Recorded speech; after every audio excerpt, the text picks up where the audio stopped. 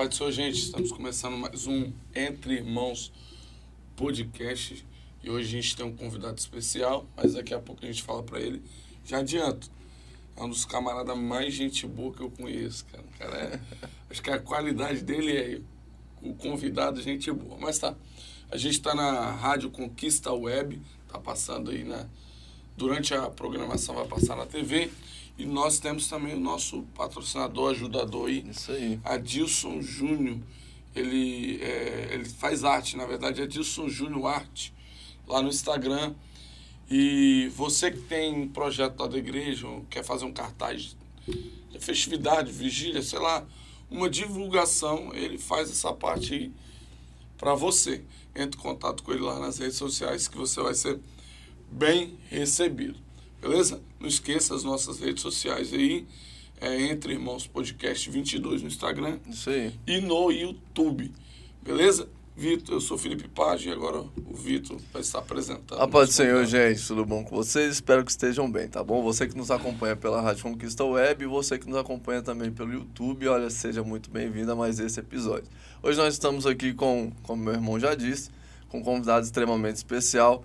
Ele é o diácono Lucas Silvestre. Seja muito bem-vindo, meu querido. É um prazer ter você aqui conosco, tá bom? Salve, salve. Muito obrigado pelo convite. Fico muito feliz já pelo carinho que fui tratado desde o início. Convidado, ser chamado de convidado, gente boa, é um prazer muito legal. É isso aí, gente. Junto, Luquinha. Luquinha, você é líder de jovens há mais ou menos quanto tempo? Adolescente. Adolescente, perdão. Eu até trabalho também na companhia. Trabalhei, né, um tempo em companhia com a liderança de jovens, mas a liderança nossa mesmo é de adolescente. Adolescente. Isso. Eu e minha esposa, na verdade, nós somos líderes de adolescente há aproximadamente uns 6 a 7 anos. No antigo ministério a gente ficou lá em 4 para 5 anos e no atual ministério nós estamos há 2 anos como líder de adolescente. Um prazer muito legal. Dentro disso, tem mãe aqui, tem adolescente que eu sei que nos acompanha tanto pela rádio, tanto pelo YouTube. E essa idade é uma idade muito perigosa, entendeu? É uma idade que o jovem, geralmente, ele se afasta do caminho de Cristo. Ele, na verdade, é uma idade de um tempo de decisão. O jovem, eu vejo que ele já está mais decidido, ou ficar no mundo, ou ficar na presença de Deus. O adolescente, ele está naquela ainda. Eu vou para a igreja porque minha mãe quer, eu sirvo a Deus porque tem gente lá que é amigo. Ele não tem muito essa identidade. E você passou um pouco por isso. Sim. Então, você pode falar um pouco claro, com a gente? Estatisticamente, a maior proporção de pessoas que saem de dentro da igreja, Vitor e Felipe, é entre os 13 aos 24 anos. E justamente aos 13 anos foi a idade que eu saí, né? Já me sentia homem, já me sentia dono do próprio nariz e achava que podia fazer o que quisesse. E nessa onda de sair... só que aí é interessante o seguinte, que a própria Bíblia fala para você ensinar o menino no caminho que deve andar. Sim, e aí é o seguinte, que no futuro ele não se desviaria dele. No meu caso, por mais que eu me afastei um pouco da presença do Senhor, eu sentia a presença do Senhor o tempo inteiro comigo. Então, por mais que eu ia para alguma festa, fazia alguma coisa que desagradava a Deus, sei que no retorno daquela festa, daquele local que eu fui, sempre tinha uma sensação de um vazio. Tem algo errado.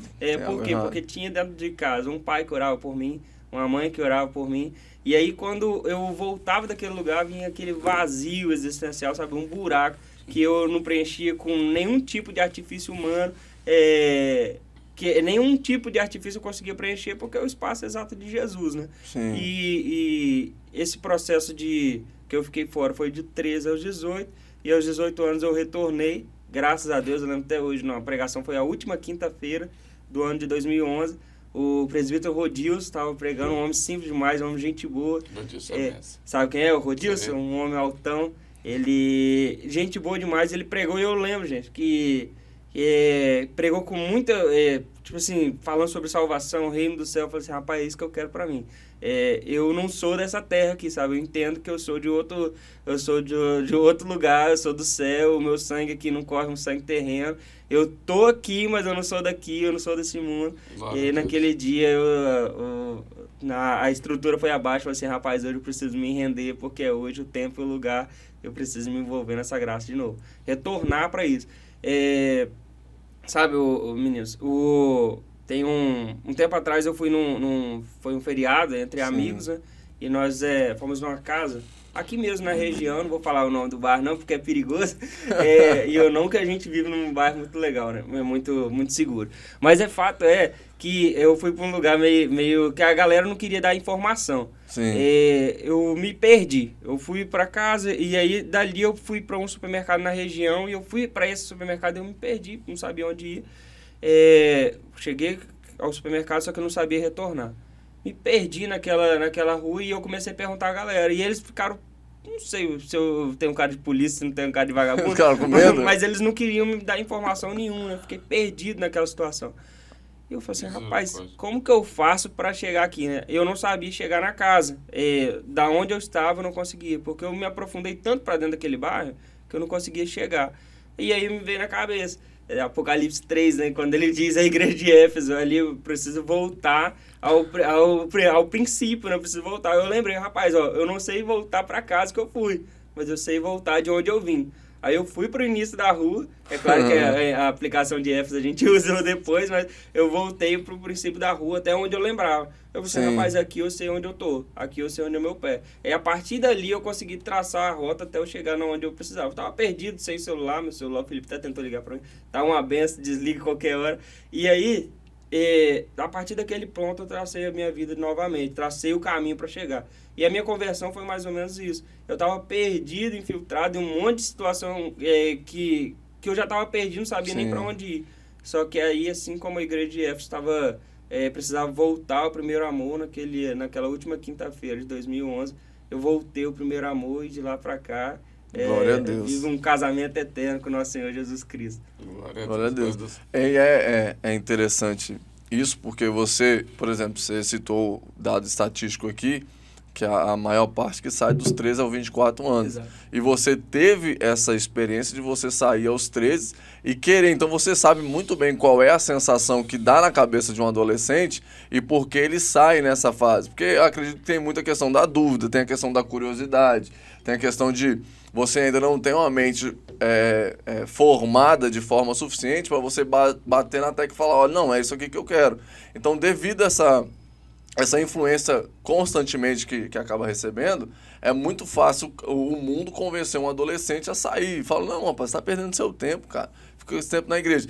Então, você viveu isso, você sabe muito bem o que é isso.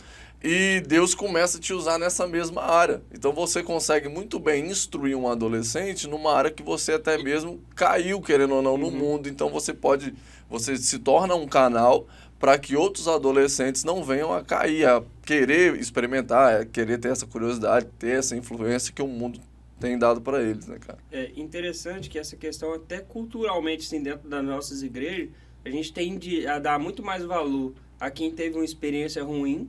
Você vê que tem levas, né? Ah, eu sou líder do Comando Vermelho, eu fui líder do ADA, da facção tal e tal. E aí tem uma leva, né, de gente que dá muito valor a quem foi um líder traficante, quem matou muita gente, quem roubou muita gente. E aí a gente fala, olha que testemunho profundo. E de fato, um testemunho muito lindo, né? Só que eu lembro quando criança, quando adolescente olhava, as lideranças dando muito mais valor a um cidadão que foi no mundo, que fez arruaça no mundo, e dando menos valor àquele cara que viveu dentro da igreja, que se manteve ali, né? Se manteve. E esse testemunho é muito mais lindo, cara.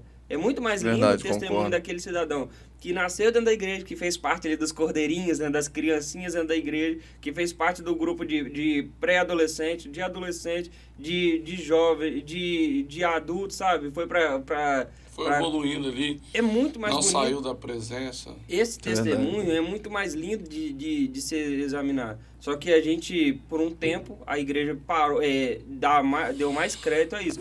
Um outro problema que eu vejo exatamente nessa fase de adolescência é por parte de criação, né? Hoje eu converso com outros líderes de adolescente, de pré-adolescente, até de jovem mesmo, que a liderança tem muito problema, às vezes, com os pais mais problema com os pais dos adolescentes e crianças do que, de fato, com os adolescentes. Porque eles acabam uma liderança, quando você tem uma liderança pautada em amizade, uma liderança que é essa liderança gente boa mesmo, sabe? Sim. Essa liderança que você tem a rédea, mas ao mesmo tempo você tem ali uma flexibilidade de... Você consegue ter a proximidade com o liderado. Isso, você acaba sendo um liderado amigo, né? Hoje a gente tem gente que começou sendo liderado pra gente, já tem 20 anos, 18 anos. E é uma galera que continua amiga nossa, que frequenta a nossa casa, que lancha junto, que trabalha com a gente, que a gente leva currículo, sabe? Gente que a gente continua ainda tendo essa proximidade. Só que o fato é que muitos pais tratam os adolescentes, quando é para falar de determinados assuntos, tratam eles como criança, e em outros determinados assuntos, tratam eles como adultos. Quer ver? Quando quer arrumar a casa, quer falar de alguma coisa, de tarefas do casa, olha só, você não é mais criancinha não, você tem que fazer isso aqui, você tem essas responsabilidades. Então, quando fala de algumas responsabilidades, eles são adultos. Mas quando é para falar de outras questões, eles ainda são muito crianças. Eles são tratados como criancinha. Você não pode estar aqui com a gente, você é muito criança, é isso, aquilo. Então, eles ficam nesse conflito, não sabe se é criança, não sabe se é adulto, e eles começam a tomar a própria decisão. A gente sempre pergunta, sempre no início de cada ano, nós perguntamos aos adolescentes que estão chegando: vocês são crente ou vocês são filhos de crente? Cara, é assustador. Muita gente, tipo assim, você pega 15, 20, 30 adolescentes falando: não, eu sou filho de crente, não sou crente. Não conheceu ainda, não tem experiência com Cristo. O cara tá dentro da igreja, o cara tá frequentando o culto e tá se chamando de filho de crente. Não entende isso. Eu fico pensando, a gente tá falhando como pai. Nós estamos falhando quanto a isso, porque eu não estou conseguindo passar aquilo que eu tenho mais de importante para o meu filho. Às vezes eu consigo passar para ele a profissão que eu sigo. Aí o cara fala assim: não, eu quero crescer, eu quero ser um administrador igual meu pai. Quero ser um engenheiro igual meu pai. Quero ser um advogado igual meu pai. Mas eu não quero ser crente igual meu pai, gente. Cristão igual meu pai, não. E há essa dificuldade realmente. É um ponto. De pai e mãe. Eu falo que a gente é líder, mas hoje a gente está mais para... tá se tornando mais jovem o nosso grupo. Sim. Antes era mais adolescente, hoje está se tornando mais jovem. E um bloqueio que se tem é justamente os pais. Por quê? Porque se você não corrige, tem pai que reclama: você não está pegando o pé do meu filho. Se você corrige, tem pai que reclama: você está pegando demais no pé do meu filho. Opa, calma aí. Entendeu? Tem um ponto de contradição. Você fala: meu Deus, como assim? Eu posso trabalhar com ele ou não posso trabalhar? Entendeu? Exatamente. Porque tem muito pai que omite a função. Acho que pai não é só cuidar... Estou falando de um pai cristão agora. Exato. Não é só cuidar no âmbito de, por exemplo, prover o alimento, prover a roupa. É no âmbito espiritual. Claro. O ensino ali, pai, ensina o teu filho no caminho que se deve andar, não é primordial, é do pai. É ele que tem o primeiro contato com o filho. Então, a partir desse contato, ele vai ensinar. Na igreja, nós que somos líderes, nós vamos aperfeiçoar aquilo que já foi ensinado. Mas quando chega para a gente, não sei se com você é assim, não chega com isso. Nós temos que ensinar e aperfeiçoar tudo de uma vez. Exatamente, só muda o endereço, né? Porque a experiência exatamente se repete com todo tipo de liderança, né? Com certeza. Há muitos pais se isentando de uma responsabilidade que é dele. Que é deles, biblicamente. Como pai, como mãe, a responsabilidade é dele e acaba passando pra gente. E eu sempre friso com os pais: olha, a gente tá aqui como um braço de apoio. E eu gosto de permanecer assim, sabe? Sim. Como uma peça de apoio. Olha, você tá perdendo pra um lado pro outro, a gente tá aqui, mas ele tem que estar em pé, cara. E quem faz esse adolescente, esse jovem, tá fortalecido, não sou eu. Eu tô até aqui, ó, cambaleou, eu tô aqui para segurar do lado dele aqui, segurar no ombro aqui. Assim, ó, não cai não, eu tô junto com você. Mas eu tô aqui como apoio, eu não tô aqui como peça fundamental para que essa estrutura não venha cair, né? É isso aí, a base fundamental a gente tem que sempre... o pai, no caso, sempre tem foco, poxa, eu sou a base estrutural do meu filho, eu sou o sacerdote do meu lar, e assim a mãe também é a governanta do lar. Eles têm que se unir e falar bem assim: não, peraí, qual caminho nós estamos conduzindo meu filho? Eu lembro, isso aqui é até pessoal nosso, na época que a gente estava meio lá, meio cá, a gente ia nos cultos, mas a gente não queria saber, só estava indo ali, filho de crente, né? Tava filho de crente. Na época que a gente estava dessa forma, minha mãe e meu pai olharam pro outro e falaram assim: ó, não, nós temos que fazer alguma coisa, porque por mais que instruía, a gente chegou num ponto que a gente não queria dar muito ouvido ao que eles instruíam a gente, entendeu? A gente sabia o que era certo e o que era errado, mas a gente queria conhecer, estava naquela época de curiosidade e tudo mais. Aí eles fizeram o quê? Poxa, não vamos fazer isso. Começaram a entrar em propósito. Cara, foi absurda a forma como que mudou. A gente, sem mais nem menos, eu falei: ó, cara, eu quero batizar, velho. Eu preciso mudar, eu quero batizar. Aí ele: não, eu vou batizar também. Pum, batizamos junto. Então é uma estrutura de lá que você vê que, poxa, não que o pai ele sempre vai conseguir controlar, saber sempre onde que o filho tá pisando. Até mesmo porque um adolescente, ele quiser mentir pro pai e fala, pai, eu vou no shopping, vai para outro lugar, é muito fácil. Só que ele vai ter que, meio que tem que ter um start, poxa, eu tô vendo que a vida do meu filho não tá certa, tá caminhando errado. Ele já não tem uma sensibilidade espiritual, ele já não se preocupa com as coisas de Deus. Então o pai tem que ter esse start, fala, opa, peraí, tem alguma coisa errada. Ele tem a obrigação de conhecer mais que o líder. Exatamente, porque o contato diário é ali. Tem uma passagem bíblica que a gente lê rapidamente, que diz assim, ensina o seu filho, e aí nós lemos bem assim, ensina o seu filho o caminho que ele se deve... Mas a passagem não diz ensina o seu filho o caminho, mas ela diz assim, ensina o seu filho no caminho que ele deve andar. Sim. Sabe, quando nós somos filhos, e como o exemplo de vocês... Eu tô meio cambaleando aqui, tomei lá, tomei cá. Eu não sei as decisões que eu vou tomar. Eu acho que as decisões fora da igreja parecem melhor. Tomar uma decisão que me afasta desse ambiente religioso é melhor. Porque quando a gente está se afastando, a gente não diz que a gente está afastando de Deus. Nós, quando estamos querendo nos afastar, estamos dizendo assim... Eu quero me afastar da igreja. É esse ambiente religioso. É religiosidade da igreja que eu quero me afastar. Nossa.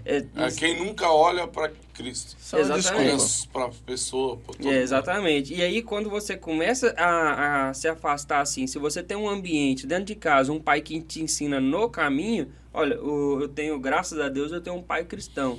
Recentemente, minha esposa foi para um congresso de mulheres, um retiro de mulheres, eu aproveitei esse tempo para dormir lá na casa da minha mãe de novo, né? Para reviver aquele momento de 4, 5 anos atrás. E aí, quando eu voltei para lá, eu tô dormindo, então às 3 horas da manhã eu tô escutando um barulho estranho. Aí eu acordei, eu falei assim, Vinícius, o que é isso? O Vinícius é o meu irmão mais novo, né? Aí que tá lá ainda, aí ele falou assim, não, meu pai tá orando. Olha só que doideira.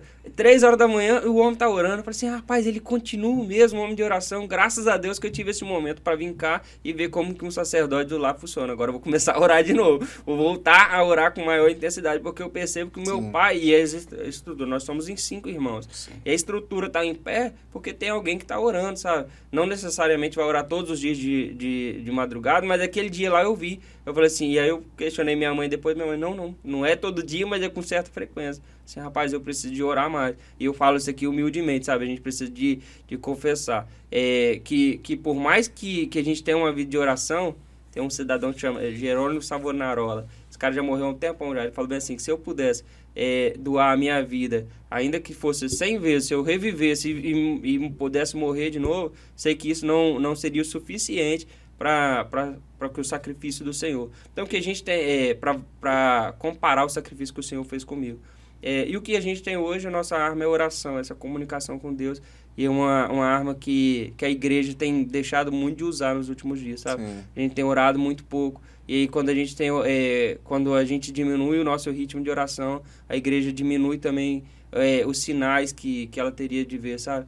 Sinais de cura, sinais de maravilhas. Hoje a gente vê pouco, mas porque a gente ora pouco. Há um tempo atrás, a igreja IPDA, na Igreja Pentecostal Deus é Amor, ela surgiu como um boom e a terceira onda do avivamento.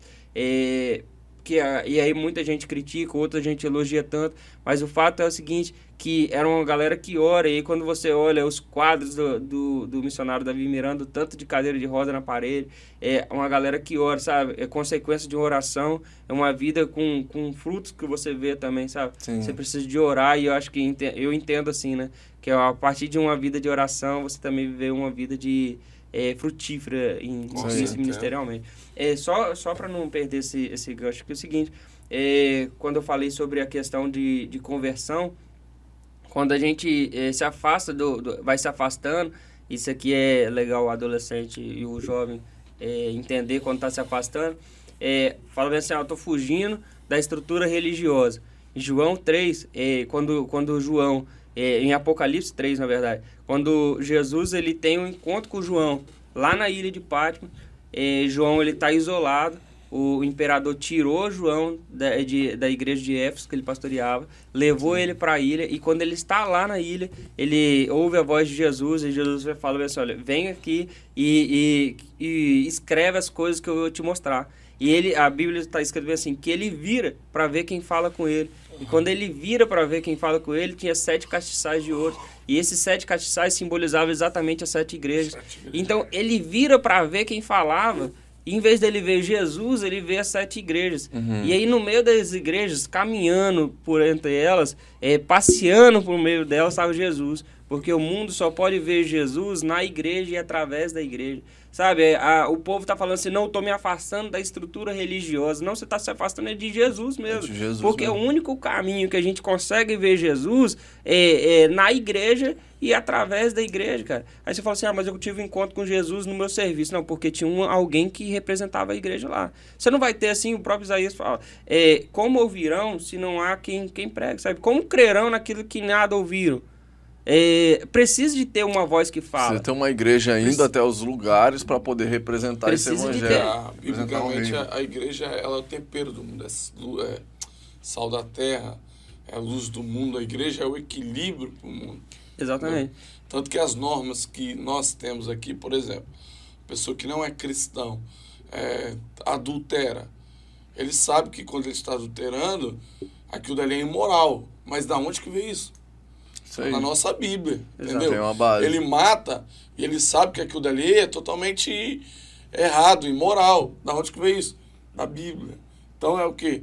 É a igreja fazendo diferença através do contato com a palavra. Isso aí. E todas as vezes que nós vemos artistas se levantando, a própria rede de televisão, para ir contra essas questões do casamento monogâmico, né? O casamento hétero. Quando vê a galera se levantando contra isso, eles não estão se levantando apenas contra nós. Eles estão se levantando contra Deus e contra a estrutura que Deus tem colocado, sabe? O respeito a gente tem a todos, mas se a pessoa resolve seguir a Bíblia como manual de fé e prática, o que está escrito é o que está escrito. É isso aí, é praticar aquilo. A gente tem que obedecer, sabe? Exatamente. A gente tem que obedecer e entender que as normas que estão na Bíblia é para o nosso bem. É para o nosso crescimento em todos os aspectos. Ainda no assunto adolescente, né, que hoje vai permear bastante sobre esse assunto, hoje um perigo muito eminente, que na nossa época, a gente não é tão velho também não, né, Lucas? Que na nossa época não tinha tanto, e hoje tem, é o acesso à internet através do celular. A internet hoje ela oferece infinitas possibilidades, entre elas boas e ruins, entendeu? A gente vê pornografia, a gente vê adolescentes tendo contato com coisa mundana. Exato. Muito fácil através da tela de um celular. Na visão de um líder eu vejo você experiente, 6 anos no geral, entendeu? Uhum. Na visão de um líder de jovens, o que se passar para o pai e para o filho a respeito disso? Tem que tomar um cuidado ou não? É da época, tem que... Claro, o pai tem que ter a regra dentro de casa, né? O ambiente dentro de casa não precisa ser um militarismo, mas precisa de ter regra para ser seguida. Em determinados horários você tem que tirar o telefone mesmo. Se o menino não faz isso por amor, você tira mesmo, porque se você não faz agora, mais tarde você vai estar colhendo frutos muito negativos disso, sabe? De uma vida desregrada que esse menino está vivendo, que esse menino ou essa menina está vivendo. Infelizmente o celular traz essa infinidade de possibilidades mesmo. O fato é o seguinte, que a maioria dos pais não querem tirar essa questão do seu filho, porque não querem tirar a inimizade. Já passa tão pouco tempo de qualidade com o filho, porque tem que trabalhar o dia inteiro. Já passa tão pouco tempo de qualidade e tenta suprir a falta da presença física com presentes, sabe? A falta de presença com presentes. Eles tentam suprir isso. E aí deixa o celular mais tempo, deixa o menino jogar o videogame até mais tarde e não se liga nem na classificação indicativa daquilo que está vendo. E o pior ainda é o pai sentar na frente de uma televisão para ver uma série com o filho com questões sexuais. Sabe? Vê lá, tá escrito que é para maiores de 18 anos e o pai está assistindo com um menino de 12, com um menino de 13 anos. E aí, quando o pai é liberal demais, a gente ainda vai chegar pro filho e falar assim, o que você está vendo? Para um adolescente. Fala assim, tô vendo isso, isso, isso. Rapaz, você tá ligado que isso é errado? Ah, não, mas meu pai assiste junto comigo.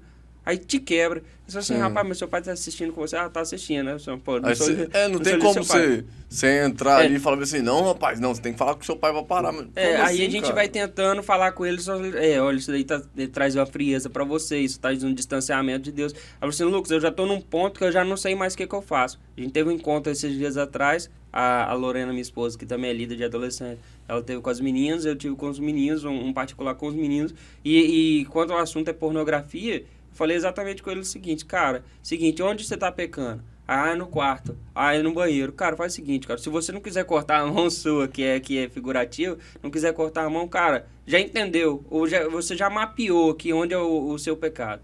O meu pecado é no quarto e o meu pecado é no banheiro. Cara, não entra dentro do banheiro com o celular na mão, não entra dentro do quarto com o celular na mão.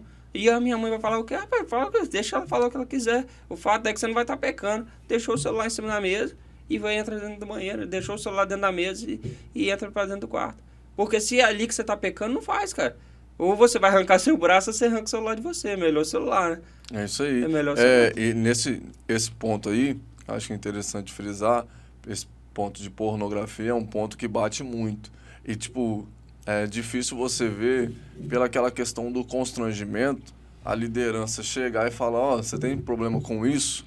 É difícil você ver a liderança chegar. E quando você chega e fala, você descobre um monte que tá tendo problema. Exato. Tanto que eu já cheguei a aconselhar a gente de falar bem assim, olha, vou te falar, você tá tendo um problema que é quando você vai tomar banho, faz o seguinte, cara. Deixa o celular fora, não tô conseguindo de maneira, leva uma Bíblia, cara. Se você vai pecar olhando para a Bíblia, eu acho muito mais difícil. Então você tem que arrumar maneiras de você combater isso. Ah, lembra da gincana que passava lá na televisão? Finge que o banho é uma gincana, cara. Deixa o celular fora e cronometra o tempo que você tem que tomar banho. Ó, entrei ali, peguei a bucha e ensaboei rápido. Nem que você tome o banho mais rápido do mundo, mas que você saia daquele ambiente que você está propício para isso. E sem falar sempre a orientação, né? Continua orando, jejuando, elevando o seu espiritual para que a sua carne pare de tentar de maneira tão forte, né, cara? O fato é que quanto mais você se aproxima de Deus, quanto mais você se santifica, menos você tem essa vontade de pecar mesmo. Isso aí. Né? Ainda ontem, estava numa congresso que o pastor Luciano Subirá estava falando,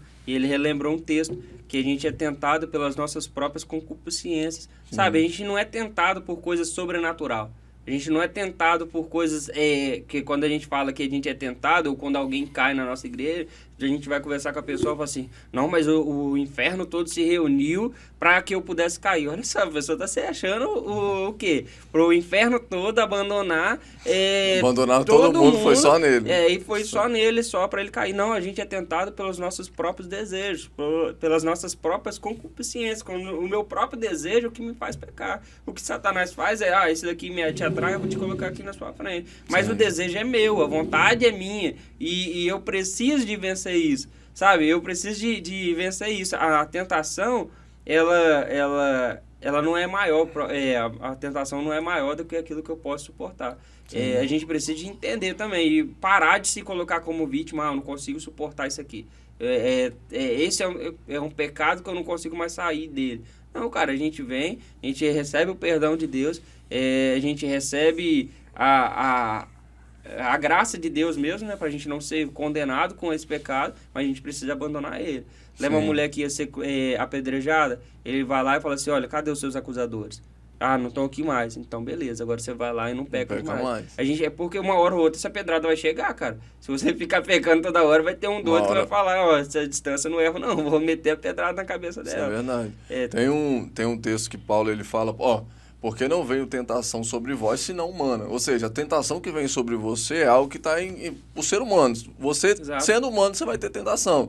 Em outro texto, se eu não me engano, Gálatas, capítulo 5, versículo 16, ele fala, olha, andar em espírito para que não cedam à concupiscência da carne. Ou seja, à medida com que você vai andando no Espírito, que você vai se santificando, a sua carne ela vai sendo morta, assim como ele fala no Tessalonicenses, mortificai os vossos membros. Ou seja, o vosso corpo seja morto para que o Espírito seja vivo. Sim. Então isso fica como o nosso manual de prática e fé também, poxa, eu sou um cristão. Eu tô com um problema, o meu desejo ele tá mais aflorado, pera aí, é porque o meu espírito ele tá mais fraco. Exatamente. Isso é uma base que sempre foi instruída, eu acredito que todas as igrejas acabam instruindo isso, sobre a luta que a gente tem constantemente entre o espírito e a carne. Paulo fala muito isso sobre essa militância entre o espírito e a carne. E a gente tem por consciência que nessa luta por alimentação, eu vou alimentar mais o meu espírito, eu vou ter um espírito forte. Aí quando o desejo da carne vem, você tá muito mais fácil. Você pega um exemplo, por exemplo, José tá ali, a esposa de Potifar. Aí José, só que ele está sempre em contato com Deus, ele prioriza a presença.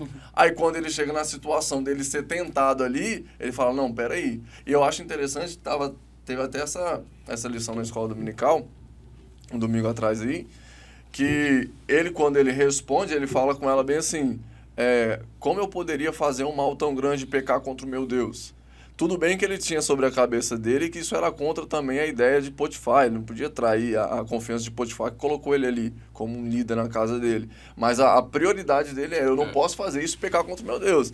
Mas eu não posso... Antes de ter relacionamento com o homem, você tem relacionamento com Deus. Isso aí.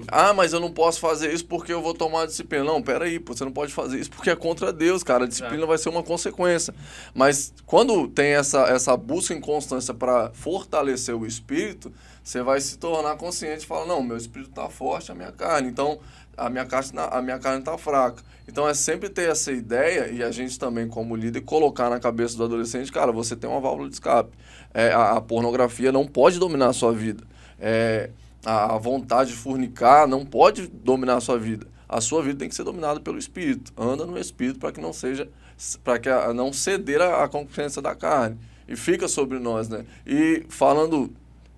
abrangendo esse ponto, você tem alguma situação que você vê muita dificuldade sobre você na orientação de adolescentes cujos pais não são cristãos? Porque, por exemplo, a gente cita isso aqui, o pai, ele sendo um sacerdote do lar, ele vai orientar o menino. Mas tem aquela classe que o menino, ele resolveu ir para a igreja, só que não tem a orientação ali. Ele espiritualmente, ele é o filho ali em casa, mas ele se torna um sacerdote, querendo ou não, espiritualmente, porque ele é o único ali.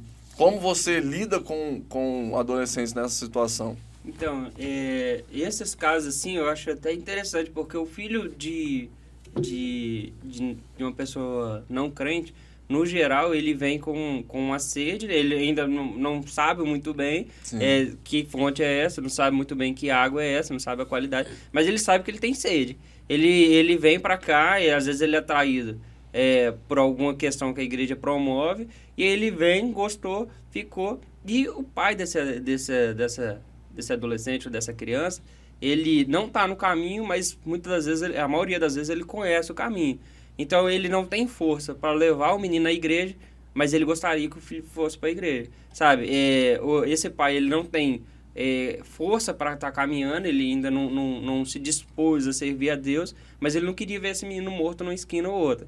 Então, a gente, num pai desse, que vê, às vezes já viu um irmão mais velho, já viu um filho mais velho, uma filha se envolver com prostituição, ou se envolver com tráfico, agora vê o mais novo se envolvendo com alguma coisa de Deus, esse pai tende até a apoiar o filho nessa caminhada, sabe? Vai mesmo.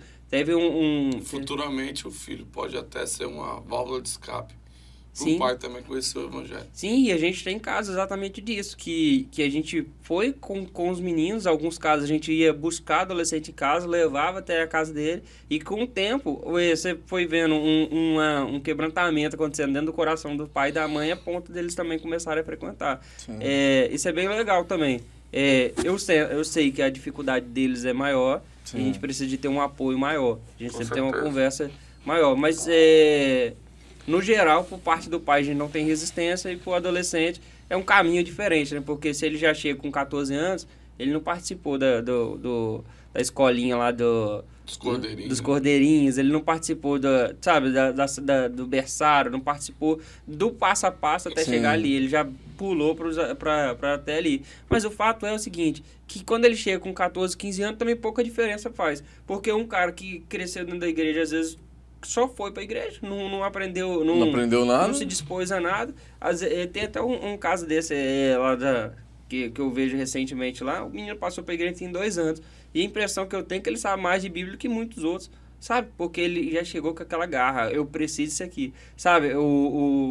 Aquela pessoa que batalha pelo prato de comida, até agora ela não tinha nada para comer. Agora, quando chegou ali, falou assim, rapaz, agora tem alguma coisa para você comer, só que você vai ter que caminhar isso aqui. A pessoa vai correndo, a pessoa vai com vontade, porque aquilo ali é o sustento dela. Aquela pessoa entendeu que o sustento dela é só de Jesus. Então, ela tá se saciando da vontade de se alimentar de Jesus, sabe? Então, ela tá se alimentando e a outra pessoa que sempre teve o banquete de Jesus na frente, ela já tá assim, é Jesus, sabe? A pessoa tá... E foi o problema que teve em Cafarnaum. Porque Jesus chega em Cafarnaum, teve aquela barulho. Ah, Jesus está passando.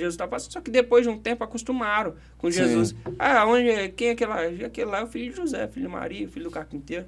Aquele lá é Jesus, né? Aí alguém, aquele lá veio de Nazaré. E aí começa a entrar em um assim, ele é comum, meio que comum. E aí Jesus acaba nem fazendo tanto milagres quanto em outro canto. E aí agora, quando ele chega numa cidade, que alguém vem e começa a gritar, Jesus, filho de Davi, ali tem milagre, ali tem cura, ali tem restauração, ali tem demoniado que é liberto, ali tem paralítico que é curado, tem morto que é levantado, sabe? Onde tem essa ideia que Jesus é o centro, que ele é importante, que não só é importante, que ele é essencial para a nossa existência, ali tem sinais dele. E onde que Jesus está muito comum. Onde Jesus está muito comum, eu já cresço aqui, tá tudo certo, ele tá ali, ele faz quando quer e tudo mais. Esse dia eu conversei com um jovem de determinada igreja, não precisa falar aqui, né? Que ele falou, não, na minha igreja tem esse negócio de demônio, não existe não. Tipo, um jovem cristão que cresceu dentro de um lar cristão e acredita que isso não tem. O mínimo nem contato com a Bíblia ele tem, nem ler a Bíblia ele lê. Não, exatamente. Entendeu? Então isso é preocupante justamente, porque Jesus para ele já se tornou comum. Agora, isso foi muito interessante que você falou. Quando você deixa de fazer Jesus comum e fazer ele o principal, aí as coisas acontecem. Acontece, com certeza. A gente tem que se vigiar o tempo inteiro, né? Pra gente já não estar vivendo essa mordidão, ficando morno, né? Isso. A gente tem que tomar muito cuidado por isso. Porque quando a gente quem dera se fosse quente, né? Mas às vezes é melhor até a pessoa ser fria, porque ou quente. O texto fala, Apocalipse 3, alguma coisa, fala assim, quem dera se for quente ou frio, né? Exatamente. Porque é morno. Mas é morno, cara, e aí o morno causa enjoo. Rapaz, é uma coisa que Deus faz Deus passar mal. Imagina, uma situação que faz a saúde de Deus entrar... É o único texto que Deus fala, vomitar-te. Não é que ele vomita, mas ele sente a vontade. É uma linguagem figurada. Sabe qual? Exatamente, é figurativo, mas olha só, é uma situação que causa nojo da parte dele. Náusea. Cara, você sabe por quê? A causa mais comum do vômito é você ingerir alguma coisa que fez mal ao corpo, e o corpo, com uma autodefesa, ele vai expelir aquilo que está fazendo mal ao corpo. Quando o texto está dizendo que a vontade de Deus é de vomitar, de Cristo é de vomitar, é porque tem alguém fazendo mal ao corpo. Entendeu? Uhum. Então, vomitar-te aí da minha boca. Está fazendo mal. Ele não fala, o texto fala assim, vomitar-te, ele não fala que ele vomita. Mas a vontade é. Por quê? Porque tem alguma coisa ali que está fazendo mal. A pessoa, a mornidão. E isso é o quê? Isso às vezes a pessoa tá indo para dentro do templo, tá queimando incenso, né? A pessoa tá prestando adoração, mas tá queimando um cordeiro manco, sabe? Tá prestando uma adoração de um cordeiro não perfeito. Porque você tá chegando todo cheio de falha, todo sem vontade, né? Tá sem vontade de fazer, mas faz por quê? Porque o pastor vai punir. Se eu não for naquele domingo de manhã, o pastor vai me chamar a atenção. Tá fazendo para homem ver, sabe? E a gente tem que fazer para Deus. E, cara, no momento que você estiver fazendo para homem, você pode até ter galardão, mas é terrestre, cara. Você não perdeu o galardão do céu. É a igreja mecanizada, né, e ainda corre um risco, cara, de você estar conhecendo o pastor da igreja tal, ser conhecido pelos pastores, porque você faz para ser conhecido por homens. É capaz de você estar em congresso, é capaz de você estar em cartaz, é capaz de você... Acontece hoje com muita gente. É capaz de você estar, assim, na crista da onda, né? É capaz de você estar em todos os lugares e ser conhecido por todo mundo. E é muito provável que chega no último dia e você ouve da parte de Deus: apartai-vos de mim, que eu não vos conheço. Como assim? Eu era conhecido por todo mundo, eu era seguido por tanta gente no Instagram. Apartai-vos de mim, cara, eu não te conheço. Ah, mas eu sou conhecido por fulano e tal. Você é conhecido por ele, mas não por mim, porque sempre você fez pra ele, nunca fez pra mim. Sempre fez por honra própria, por satisfação própria, por glória própria, e nunca fez por mim. E aí é um outro risco que a gente corre, de fazer para homens e esquecer de Deus. Fazer para nós mesmos, para nos enriquecermos e esquecer que a glória é sempre de Deus. Glória a Deus. Luquinho, uma das dificuldades hoje é trazer o jovem que está fora para dentro da igreja. É muito difícil, acredite.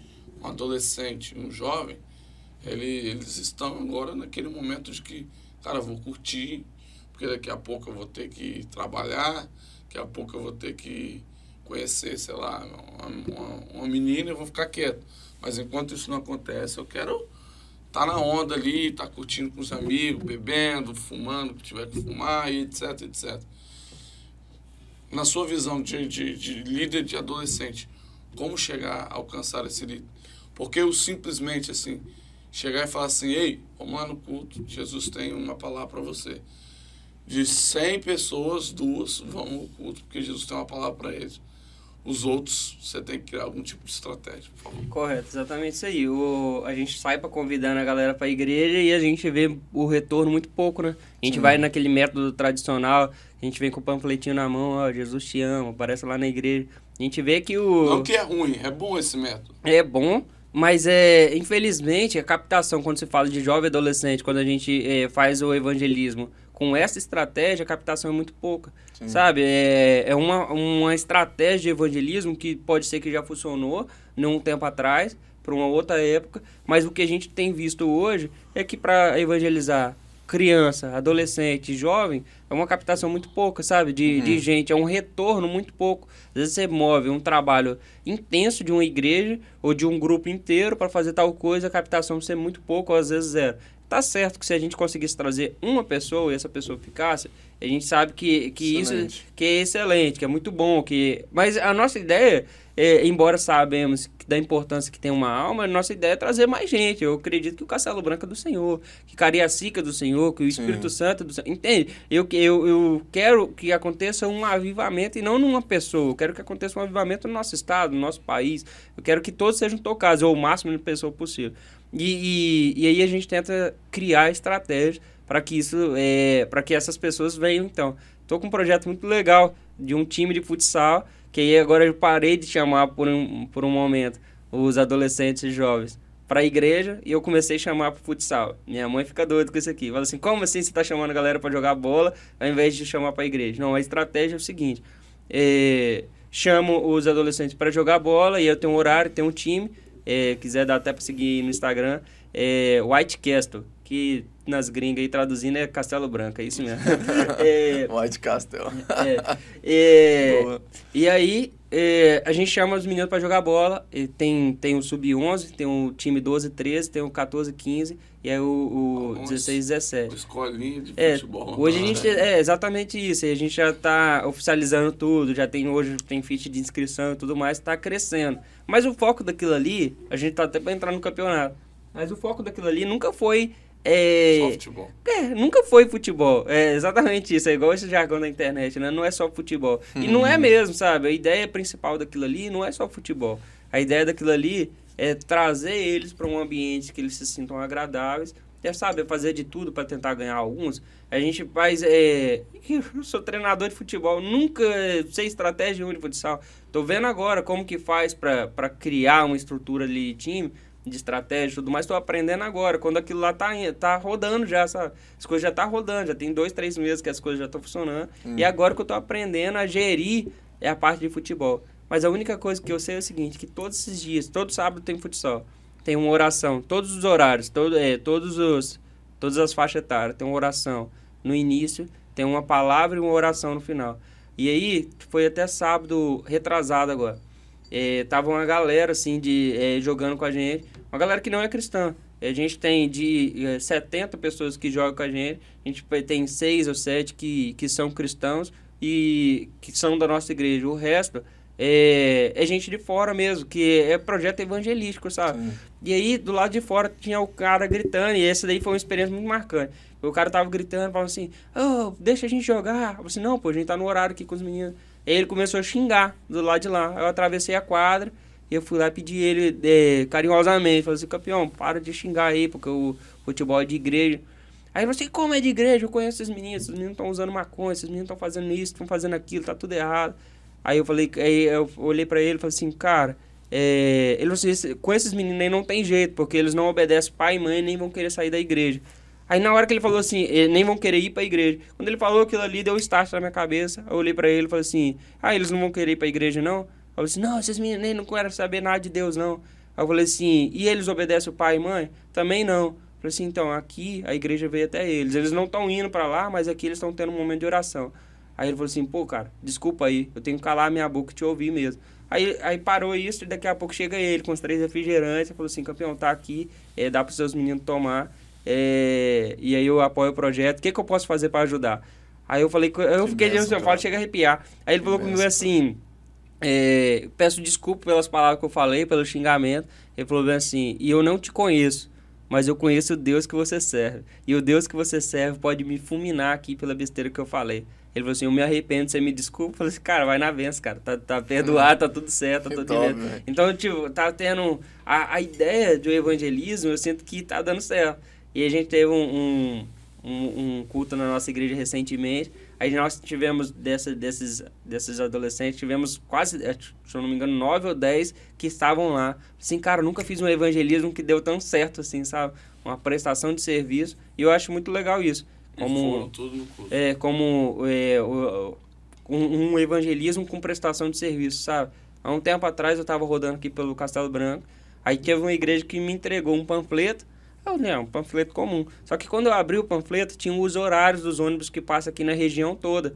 Eu falei assim, poxa, que legal, cara. E eu não tinha moto ainda. Eu falei assim, que legal. Te faz querer guardar o panfleto. Eu guardei o panfleto e, em contrapartida, eu tinha ali o horário todo da igreja atrás, de todos os cultos, todos os eventos que a igreja ia ter. Estava aqui atrás e uma mensagem de Deus de um lado. E aí eu abri o papel, tá o horário de ônibus. Nunca joguei aquele negócio fora. Tá lá em casa até hoje, como exemplo que a gente tem que estar inovando também na arte da evangelização. É uma arte, de fato, né? Evangelizar é fazer de tudo para ganhar alguns. Imagina só como que o evangelista ele tem que ser criativo. Eu falo evangelista aqui não como consagrado a evangelista, não. Mas o evangelista como chamado por Deus para fazer tal coisa, sabe? Para fazer o ídolo do Senhor. Que aí todos nós é um dever da igreja nossa. Imagina Paulo. Tá lá no templo, tem um monte de Deus para tudo quanto é lado. Ele falou assim, rapaz, como que eu vou evangelizar aqui agora? Aí alguém pergunta, cadê seu Deus? Ele já tinha rodado o ambiente e falou assim, meu Deus tá ali. É o Deus que é o Deus invisível, você não vê. Ele aproveitou aquele momento ali para dizer, esse é o Deus. Então, ele apresentou o Deus dele através de uma coisa que as pessoas... Nós temos que usar justamente essa estratégia. Rapaz, bom, né? Vamos montar um futebol lá também. Cola lá com a gente lá. Tem Vamos inventar o seu é Newcastle? Não, Whitecastle. O Newcastle é da Inglaterra, o nosso é do Castelo Branco mesmo. Só daqui. Então, nós vamos inventar e depois nós faz lá um versus o nosso um Black Castle aí pra ter uma rivalidade. Show. Que é só uma parte de evangelização aqui que eu gostaria de falar também. A gente está com um projeto de evangelização na escola. E aqui é um projeto piloto ainda. Ele ainda não tá rodando ainda. O White Castle já é um projeto que funciona e que já está rodando. E esse outro aqui vai começar a partir dessa semana. Sábado agora nós vamos ter um encontro. E aí vai ser o projeto Cristo na escola, evangelizar e levar Cristo para a escola mesmo. Nós entendemos que a escola hoje ele é um palco de tantas transgressões, é uma Babilônia dos nossos dias, sexo, drogas, pornografia, prostituição, coisas absurdas que acontecem com um adolescente de 12 a 16 anos, 17 anos. O ambiente escolar está realmente pervertido. Verdade. E o pior, e na verdade, como consequência de toda essa perversidade, o afastamento de Deus, eles estão com um vazio tão profundo dentro do coração deles, que causa depressão. Eles estão se martirizando, estão cortando o pulso. Vez ou outra você pode ver adolescente com o pulso enfaixado porque está mutilado. Então tem adolescente que está vivendo momentos terríveis ali por esse afastamento de Deus. Às vezes tem pais não crentes, ou mesmo crentes que não levam eles para a igreja, eles estão vivendo esse afastamento de Deus e a gente está com um projeto de levar Cristo lá. É claro que nós somos poucos, não conseguimos estar em todos os lugares, mas a nossa ideia é capacitar adolescentes e jovens para evangelizar adolescentes e jovens. Sábado agora, nesse sábado, dia 30/4, nós vamos ter como a base inicial vai ser a nossa igreja, a Devila aqui de Bandeirantes. Nós vamos trazer um rapaz que ele é coordenador de um curso, de um projeto evangelístico na faculdade onde eu estudo. Na faculdade tem um culto, tem uma célula lá, né? Uhum. Tem um momento de louvor, tem um momento de palavra e oração. E nós queremos replicar isso para as escolas, capacitar adolescentes e jovens que têm a intenção de evangelizar na escola e na faculdade. E esse cara vai passar o passo a passo. Jansen é o nome dele, ele é líder de jovens da Igreja Batista da Barra. E ele é líder desse movimento chamado Multigraça, que acontece na nossa faculdade. E aí esse cara vai passar o passo a passo, como um adolescente consegue fazer uma célula. É um movimento que já está acontecendo no Brasil inteiro. Tem gente no Pernambuco, gente em Goiás, inclusive aqui no estado já tem alguma célula. É a Igreja Avançando. É um movimento sem intenção de levar matriz denominacional, sabe? Sem Sim. intenção de levar o nome da nossa igreja. É claro que exatamente, o nome de Cristo. Até porque lá vai ter alguém da Maranata, vai ter alguém da Assembleia, vai ter alguém da Deus Amor, que eles vão se unir na intenção de levar o Evangelho. Sim. Então já deixo o convite para quem quiser fazer parte. Dia 30 agora, a gente vai ter um evento de capacitação dessas pessoas. Nós vamos passar o passo a passo de como se formar. Isso aí, de repente, em outro momento, eu posso voltar aqui e dizer dos frutos que está dando. Top. A gente já está chegando ao final já. Para uma mãe estar ouvindo a gente, um pai, ou até mesmo um adolescente, eu quero participar lá do Whitecast, rapaz, fazendo a propaganda política. Whitecast lá. Eu quero participar, meu filho pode participar, é coisa cristã, entendeu? Como que faz? Certo. Tem através da página no Instagram, vou até olhar para lá para falar com você. Tem através da página no Instagram, que é o @Whitecast. Você consegue por lá e pode ir também na quadra do Bela Vista. Todo sábado tem de 2 horas da tarde, até às 17 horas. De 2 às 17 tem coisa lá, a gente só pega, então, faz a inscrição e já dá certo. Chamou você, tá dentro. Tá dentro. Se seguir no a gente tem E se falar palavrão? Não, se falar palavrão, a gente dá um cartão amarelo. Falar 2, a gente tira do jogo. É isso aí. Mas é legal que aí, daqui a pouco um adolescente tá meio que repreendendo o outro. Fala palavrão, não. É legal que chega todo mundo xingando e daqui a pouco eles vão se moldando ali para aquele quadro. É legal, porque eles passam... não solta, ele solta e fala, desculpa. Exatamente, é muito legal isso aí, que você vê o respeito já que eles vão criando. Sim, isso é bem verdade. bacana. Isso é bom. Interessante. Luquinha, muito obrigado pela sua presença. Eu que agradeço. O bate-papo voou hoje. Agora voa, cara. Voou mesmo, mas é uma honra você estar aqui conosco. Eu aprendi bastante. Como líder já. Com certeza. Aprendi, entendeu?